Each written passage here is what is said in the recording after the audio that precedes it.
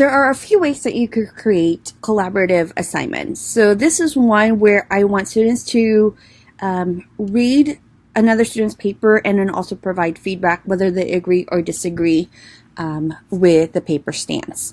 So what I'm going to do is I'm going to go into the assignments tab. I'm going to scroll down, so I'm going to open up one of my essay assignments.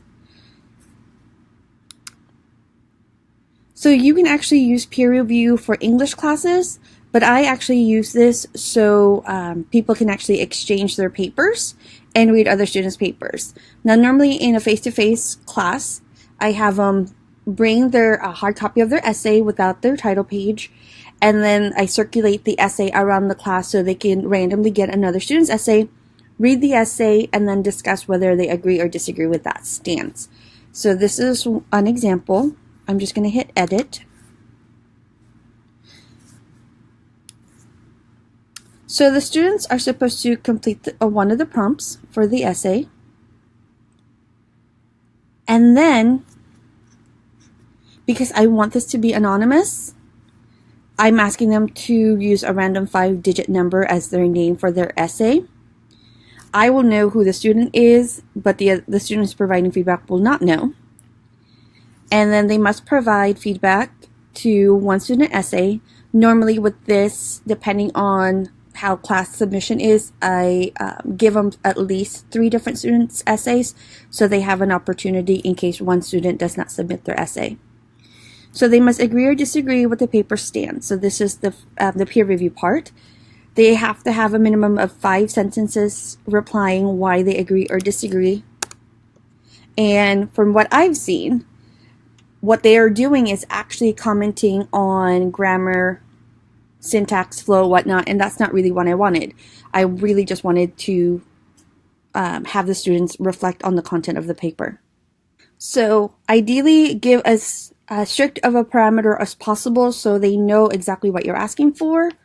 I also provided them with a link to a video to demonstrate how to do a peer review, and since I have a grading rubric attached, I did put in do not complete the grading rubric because that's actually how I grade their paper. But if they do complete it, it doesn't count against them, but this is really what I'm looking for. Okay. So for submission, I put no submission first because I'm going to go back and put in my grading rubric. So I'm going to hit save. And I have my grading rubric attached.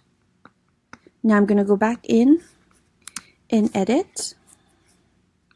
You have to put in the grading rubric first before you do the upload of the assignment for Turnitin. Otherwise, the grading rubric will not show up. So my submission is online. I want it as a file upload. My plagiarism report, I do actually want to have it with Turnitin. I do exclude 5-word threshold, so just be my you can set your threshold however you want it. If it's a group project, you can do that. But in this case, this is an individual one-on-one assignment, but I do want them to do peer reviews. You can manually assign peer reviews where you go in and actually assign students to who you want them to review, or you can do automatic assigned peer reviews, and I do want that. Now, I'm asking for a minimum of 1 student peer review, but I'm going to give them 3, so they have 3 options of students to review. Now, the assigned peer review, it must come after the due date. So if your due date, say, is the 25th, if you leave it blank, it'll automatically default to the 25th. If you want to give it a day before you assign the peer review, definitely set that. So I'm just going to default assigning the peer review on the date that it's due. So I actually specifically put in a time so students know exactly what time I'm asking for, not midnight. So my due date is going to match my peer review date.